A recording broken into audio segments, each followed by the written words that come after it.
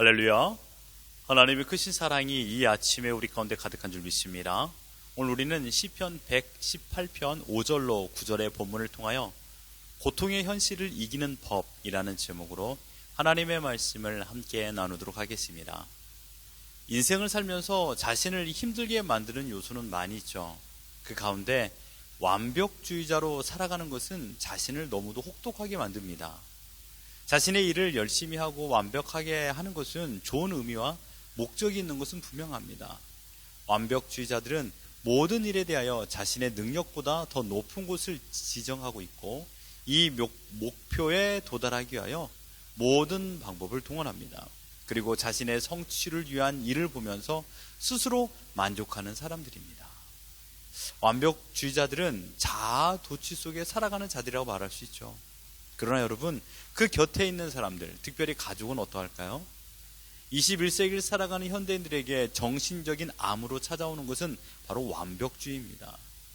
무슨 일이든지 완벽하게 마무리하여 자신에게는 만족으로, 상대방에게는 칭찬을 받기를 원하는 사람들은 매일 피곤하고 시간에 쫓기고 자신이 세운 목표에 쫓기며 살아갑니다. 오직 완벽한 성공을 위해서 자신이 할 수 없는 일은 아예 시도조차도 하지 않습니다. 왜냐하면 실패가 두렵기 때문입니다. 또 다른 사람들에게 부족한 사람이라는 평가를 받기를 싫어하기 때문입니다.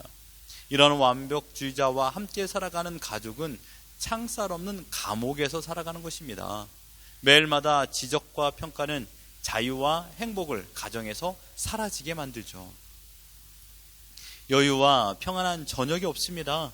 항상 불안과 걱정으로 저녁 밥상을 마주하게 됩니다. 가장 행복해야 할 가족 모임은 재판의 현장이 되어버렸습니다. 혹시 이런 대화를 요즘에 하고 계십니까? 제발 좀 그만 좀 말해요. 여러분, 이런 말을 들었다면 지금 나는 스스로 완벽주의자로서 살아가는 사람인가를 한번 고민해 봐야 됩니다. 우리는 이 사실을 알아야 됩니다. 내가 모든 것을 결정하고 모든 것을 책임지고 모든 것을 이끌어 가려 하다 보면 언제나 암벽을 만나게 되죠. 더 이상 갈 수 없는 막혀있는 돌담 앞에 서게 되는 것입니다. 인정해야 될 것은 인정해야 됩니다. 무엇을 인정해야 될까요? 우리는 연약하다라는 것을 인정해야 됩니다. 뭐든지 할 수 있다라는 것을 내려놔야 됩니다. 하지만 한 번, 두 번 현실의 벽에 부딪혀야만이, 사람 뿌리에 걸려 넘어져야만이 현실을 직시하게 되는 것이 인간의 어리숙임이죠. 이것을 인정하기에는 참으로 어렵고 오랜 시간이 걸립니다. 사랑하는 성도 여러분, 저는 여러분에게 열심히 살지 말고 요행을 바라라고 말하는 것이 아닙니다. 내가 모든 것을 해결하려고 하는 마음을 내려놓아야 한다는 것입니다. 내 인생에 찾아온 여러 가지 문제를 내가 해결하지 않으면 누가 해결해 준단 말인가? 내가 해결해야 돼, 그것도 완벽하게 해결해야 돼 라고 생각할 때 우린 넘어집니다. 여러분, 우리는 슈퍼맨이 아닙니다. 우리는 모든 일을 완벽하게 할 수 있는 존재가 아니요, 실수투성이고 저질 체력과 나약한 의지력을 가지고 있는 존재인 것입니다. 내가 모든 것을 완벽하게 하려는 것은 교만입니다. 하나님을 신뢰하지 못하는 불신앙이라고 말할 수도 있습니다.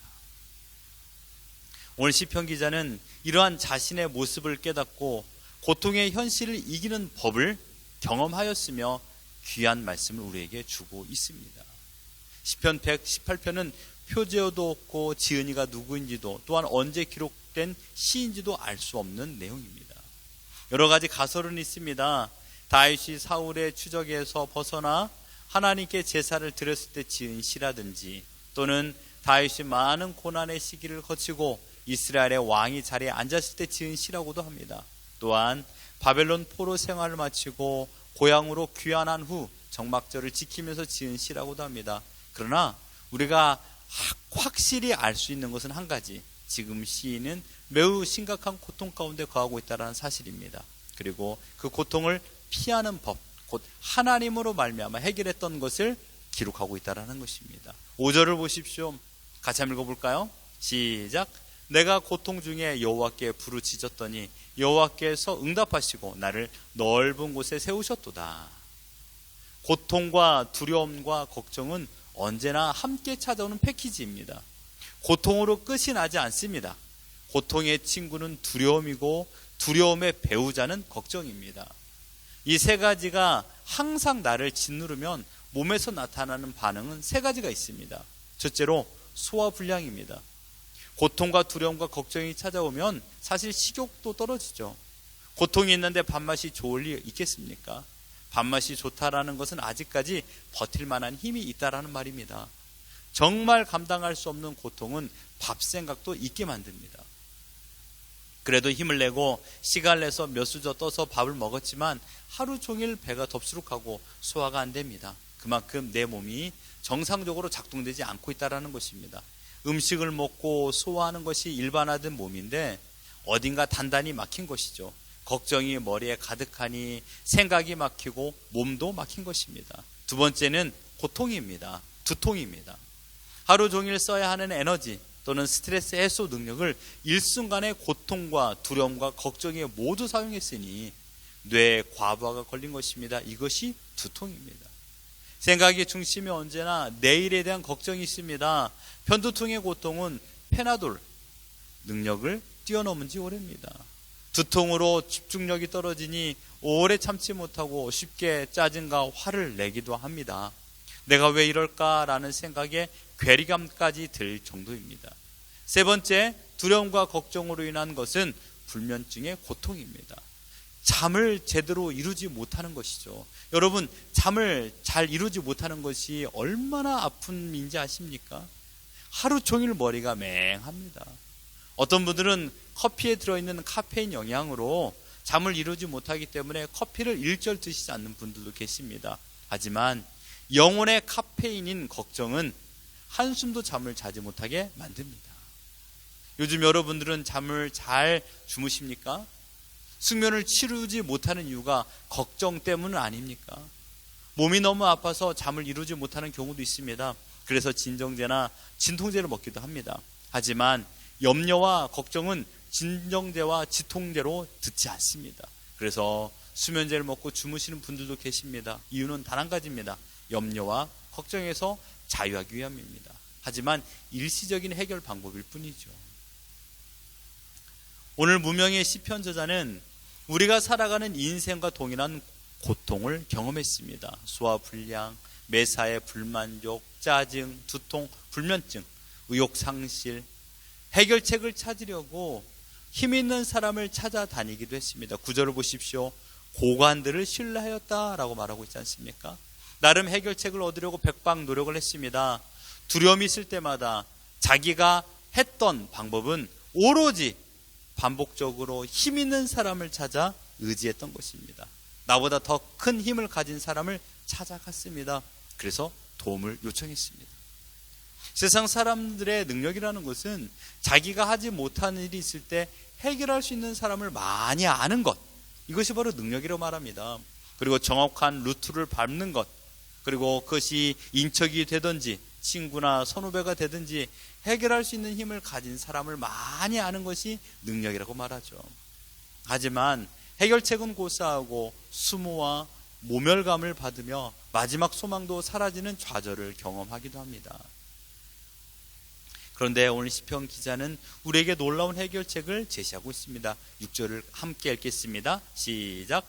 여호와는 내 편이시라 내가 두려워하지 아니하리니 사람이 내게 어찌할까. 삶에서 찾아온 염려와 걱정의 문제를 이제는 두려워하지 않는다라고 말했습니다. 내가 두려워하지 아니하리니. 그토록 밤잠 자지 못하며 고민하던 문제를 해결한 방법은 무엇입니까? 단 한 가지입니다. 여호와는 내 편이시라. 아주 놀라운 선언을 하고 있습니다. 칼빈은 이 부분을 이렇게 해석했습니다. 나는 하나님의 손에 보호를 받고 있다. 누구의 손에요? 하나님의 손에 보호를 받고 있다라고 말하고 있습니다. 누군가가 나를 좀 도와주면 이 어려움을 해결할 수 있을 것 같은데 아무도 나를 도와주는 사람 없고 뒤에서 밀어주는 사람이 없습니다. 그래서 도움을 받을 만한 사람에게 찾아가 하소연을 해봤지만 아무도 내 편이 되어주지 않았습니다. 그런데 하나님은 어떻게 하신다고요? 하나님께서 내 편이시라고요. 여러분, 하나님은 어떤 분이십니까? 16절을 보십시오. 여호와의 오른손이 높이 들렸으며 여호와의 오른손이 권능을 베푸시는도다. 우주를 통치하시고 다스리시는 권능의 오른손을 가지신 하나님께서 내 편이 되신다라는 것, 이것은요 모든 전쟁에서 승리를 할 수 있는 공식적인 선포의 말씀이라는 것입니다. 하나님은 하나님 자신이 어떤 분인가를 알려주기 위하여 하나님의 백성들을 홍해로 몰아가시는 경우가 있습니다. 이스라엘 백성을 모세가 홍해로 인도한 것이 아닙니다. 하나님의 위대한 계획 속에 홍해 앞으로 가야 했었습니다. 그날따라 아마도 홍해는 만조를 이뤘을 것입니다. 요단강을 보십시오. 그때 강물을 범람하는 시기, 요단강을 건넜다고 하지 않았습니까? 하나님은 극적인 반전을 통하여 하나님께서 우리 편인 것을 보여주십니다. 힘 있는 우리 편이요. 인간의 생각으로는 이해가 되지 않는 상황이 연출됩니다. 그러나 여러분, 하나님의 생각은 인간의 생각과 다릅니다. 하나님께 세우신 길은 인간이 보는 시각적인 길과 다릅니다. 하나님의 방법은요, 바다가 막히면 바다를 열어버리시는 능력을 가지신 분이십니다. 이사야 55장 8절과 9절을 한 목소리 읽겠습니다. 시작. 이는 내 생각이 너희의 생각과 다르며 내 길은 너희의 길과 다름이니라. 여호와의 말씀이니라. 이는 하늘이 땅보다 높음 같이 내 길은 너희의 길보다 높으며 내 생각은 너희의 생각보다 높음이니라. 아멘. 여러분, 시편 기자는 하나님을 자신의 편으로 믿고 하나님을 의지했습니다. 하나님을 의지한 방법이 오늘 본문에서 뭐라고 말하고 있습니까? 5절에 내가 고통 중에 여호와께 부르짖었더니, 하나님께 부르짖는 기도가, 하나님을 찾는 기도가 하나님을 의지하는 방법인 것인 줄 우리에게 말하고 있습니다. 비로소 이 모든 것을 주관하신 분이 하나님인 줄 믿고 그 하나님 앞에 심령의 가난함을 가지고 하나님께 고백하고 있는 것입니다. 하나님, 적들이 나를 애워쌌습니다. 하나님, 적들이 벌들처럼 또한 나를 밀쳐 넘어뜨리려고 하고 있습니다. 하나님, 저는 벼랑 앞에 서 있습니다. 하나님, 나는 아무런 힘이 없습니다. 주여, 나를 불쌍히 여겨 주시옵소서. 하나님께서는 그 기도가 그 심령에서 터지기를 기다리고 계셨습니다. 그 기도에 5분 대기죠. 아니, 즉각 응답하셨습니다. 하나님께서 애워싼 적들을 깡마른 가시덤불 태우듯 다 태워 없애버리셨습니다. 여러분, 하나님께서 그 기도 소리에 들린 대로 친히 적들을 상대하셨습니다. 그렇게 크게 보이던 적들이 하나님 등 뒤에서 보니 종이 호랑이였습니다. 그 능력을 경험한 시인이 오늘 이 시를 계속 이어 적고 있는 것입니다. 지금 여러분 앞에 누가 있다고요? 하나님. 그 앞에는요, 적들이 있습니다. 이렇게 생각하시면 됩니다. 저 멀리 적들이 있습니다. 내 앞에는 하나님이 있습니다. 하나님께서 나를 보호하고 계십니다. 확신 가운데 자신을 구원해 주시는 하나님을 지금 찬양하고 있습니다. 여러분, 참으로 어렵고 어려운 시기를 많이 경험했지만 올해 2021년만큼 어려운 때도 없을 것입니다. 우리 가정들마다 어려운 기도 제목이 가득합니다. 육신의 어려움으로 일반적인 생활을 하지 못할 정도이며 사업의 어려움으로 경제적인 타격은 이만저만이 아닙니다. 자연스럽게 전반적인 생활이 무질서 상태가 되다 보니 가정에서는 큰 소리가 매일 가득합니다. 이러할 때 신자들이 가져야 될 태도는 확신입니다. 확신, 믿음의 확신, 구원의 확신, 응답의 확신, 동행의 확신. 어떻게 해요? 하나님으로 말미암아요. 2021년 삶 가운데 하나님은 신실하신 그 모습 그대로 우리를 지키시고 인도하신 줄 믿습니다. 그 확신을 가진 시편 기자는 하나님을 어떻게 부르고 있습니까? 14절을 보십시오. 한 목소리로 읽겠습니다. 시작. 여호와는 나의 능력과 찬송이시오 또 나의 구원이 되셨도다. 21절에는요, 나의 구원. 27절에는 여호와는 하나님이시라. 28절에는 주는 나의 하나님이시라. 창조 이전부터 지금까지 하나님은 우리의 구원자로 언제나 변함없는 능력으로 우리를 보호하고 있는 줄 믿습니다. 저자는 여호와의 구원을 경험한 자로 환희의 찬양을 드리고 있습니다. 14절의 고백이 처음 사용된 것은 출애굽기 15장 2절입니다.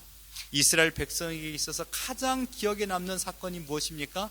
홍해 도화 사건입니다. 죽음에서 생명으로 걸어가는 길이 열린 바로 홍해 도화 사건. 이후에 백성들이 불렀던 승리의 노래를 보십시오. 출애굽기 15장 1절입니다. 이때 모세와 이스라엘 자손이 이 노래로 여호와께 노래하니 일러스되 내가 여호와를 찬송하리니 그는 높고 영화로우심이로다. 말과 그 탄자를 바다에 던지셨음이로다. 2절에 여호와는 나의 힘이요 노래시며 나의 구원이시로다. 그는 나의 하나님이시니 내가 그를 찬송할 것이요 내 아버지의 하나님이시니 내가 그를 높이리로다. 아멘. 시편 기자는 홍해를 건넌 이스라엘 백성이 느꼈던 그 놀라운 감격과 기쁨의 승리를 인용함으로써 하나님의 능력을 통하여 구원을 얻게 된 큰 감격의 감정을 그대로 표현하고 있습니다.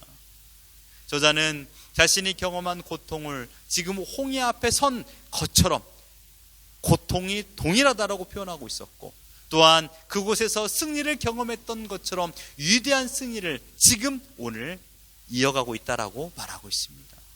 뒤에 달려오는 맹렬한 사자와 떼와 같은 애국 군사들, 나를 위협하는 적들이 있습니다. 자신의 능력으로는 도저히 극복할 수 없는 홍해가 그들의 길을 가로막는 것처럼 자신의 어려움 또한 그의 길을 가로막았습니다.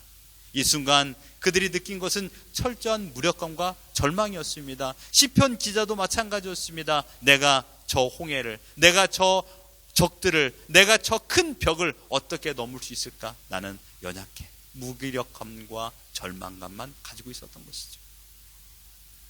사랑하는 성도 여러분, 우리도 그러한 시기를 경험한 적이 있었습니다. 현재가 그러한 무기력감과 절망적인 시기인 분들도 있을 것입니다. 아무것도 할 수 없이 손을 놓고 있을 때가 가장 절망적인 때입니다. 죽은 것과 같은 상황이라고 말할 수도 있죠. 사람은 소망과 함께 젊어지지만 절망과 함께 늙어갑니다. 사람은 자신감과 함께 젊어지지만 절망과 함께 늙어갑니다. 절망은 죽음에 이르는 병입니다. 죽어서 죽은 것이 아니라 절망을 소유했기 때문에 죽는 것입니다. 이스라엘 백성들은 숨막히는 순간에 하나님의 위대한 구원을 경험하게 되었습니다. 그들의 입에서 흘러나오는 고백이 바로 하나님은 나의 능력이 되시며 나의 찬송이 되신다. 여러분의 입에서 나오는 고백과 동일한 고백이 되기를 주님의 이름으로 축원합니다. 너무 평범하고 당연시된 고백이라고 할 수 있지만 이 문구가 아니고서는 하나님을 찬양할 수 있는 더 이상의 고백은 없습니다. 오직 절망 가운데서, 고통 가운데서 하나님의 능력을 결정적으로 경험한 자만이 진심으로 고백할 수 있는 신앙의 고백입니다.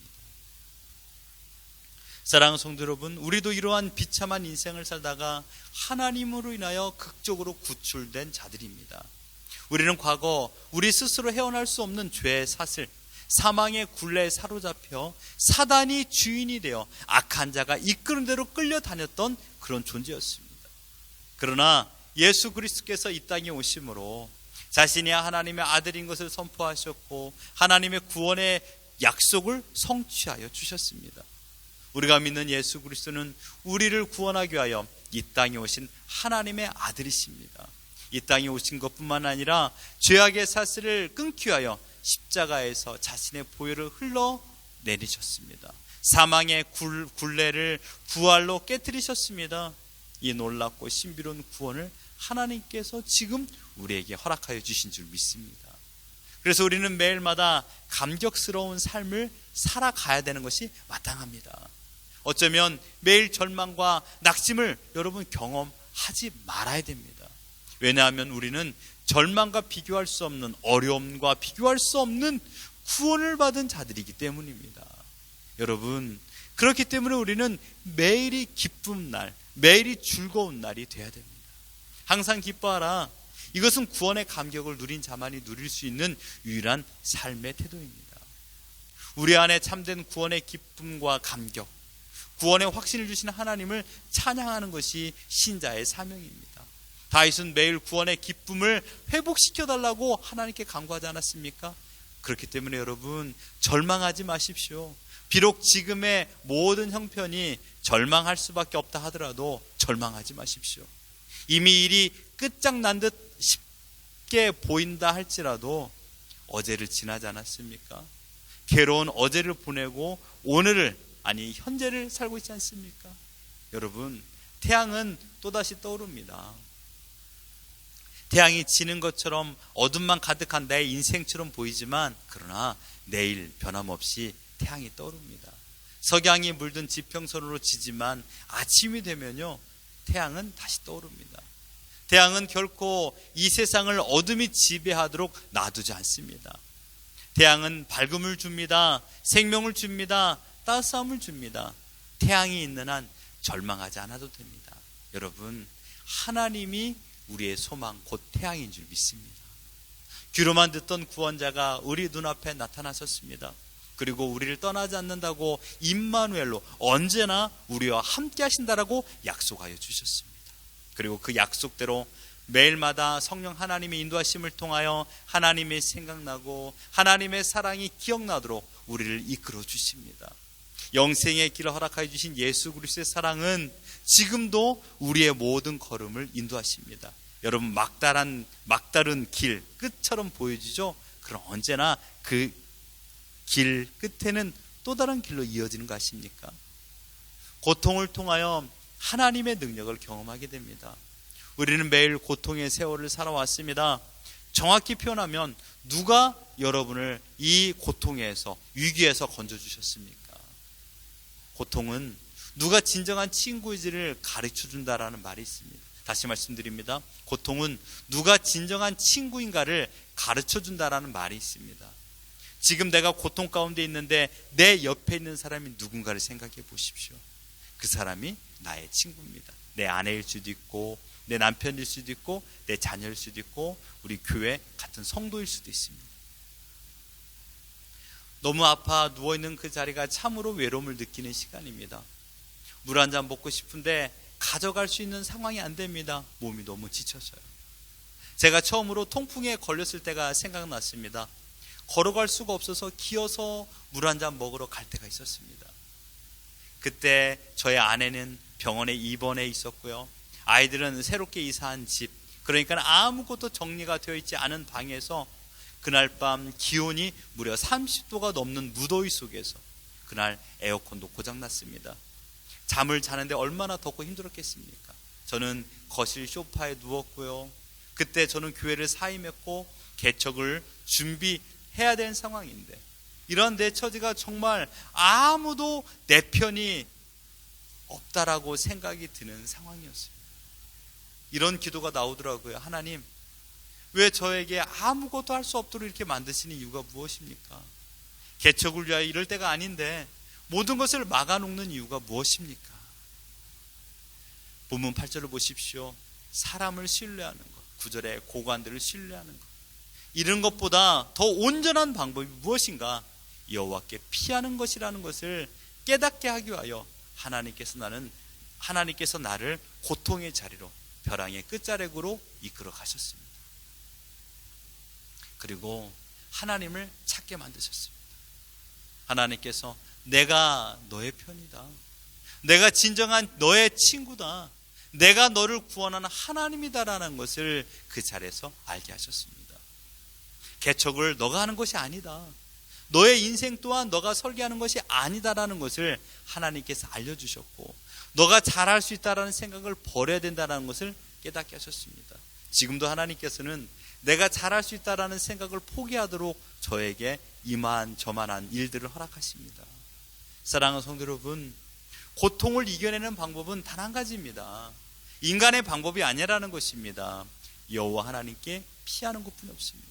피하는 방법은 무엇입니까? 하나님 앞에 나와 기도하는 것입니다. 하나님께 부르짖는 것입니다. 하나님을 찾고 기도하게 하기 위하여서 하나님은 지금 우리에게 고통을 허락하셨습니다. 고통을 통하여 하나님의 능력을 경험하게 하시는 하나님이십니다. 이제 2021년도도 20일 남았습니다. 남은 20일 동안 여러분 고통과 동행하시겠습니까? 염려와 근심 속에 잠을 못 이루는 밤을 보내시겠습니까? 여러분, 고통과 염려와 두려움은요 우리를 떠나지 않습니다. 떠나는 방법은 한 가지, 우리가 하나님께로 피할 때 고통과 염려와 두려움에서 이겨낼 줄 믿습니다. 하나님은 우리 편이십니다. 하나님께 피하십시오. 그 안에 거할 때 우리는 진정한 평안과 안식을 누릴 줄 믿습니다. 세상은 결코 우리에게 평안을 공급하지 못합니다. 세상은 우리의 마지막 소망까지도 빼앗아갑니다. 세상은 우리가 의지할 곳이 아니라 우리가 가지고 있는 소망, 곧 하나님을 전해줘야 될 대상입니다. 오늘 우리에게는 위대한 능력을 가지신 하나님께서 계십니다. 그분이 누구라고요? 우리 편이십니다. 주님은 나의 산성이요 나의 구원자이십니다. 하나님을 소망하십시오. 그러므로 아무것도 염려하지 마시고 오늘 밤은 두통에서 자유하시고 불면증이 사라지며 평안함으로 하나님께서 사랑하시는 자에게 잠을 주신다라는 그 잠을 누리는 우리 모두가 되길 소망합니다. 두려워하지 마십시오. 놀라지 마십시오. 2021년도 어려운 순간에서도 지금까지 우리는 살아서 이곳에 있지 않습니까? 그 도와주시고 지켜주시는 하나님께서 지금 우리와 함께 하십니다. 우리에게 생명을 주신 하나님을 찬양하며 오직 하나님만 바라보며 하나님만 의지하며 하나님께 피하며 진정한 승리를 경험하며 살아가는 우리 모두가 되기를 예수 그리스도 이름으로 축원합니다.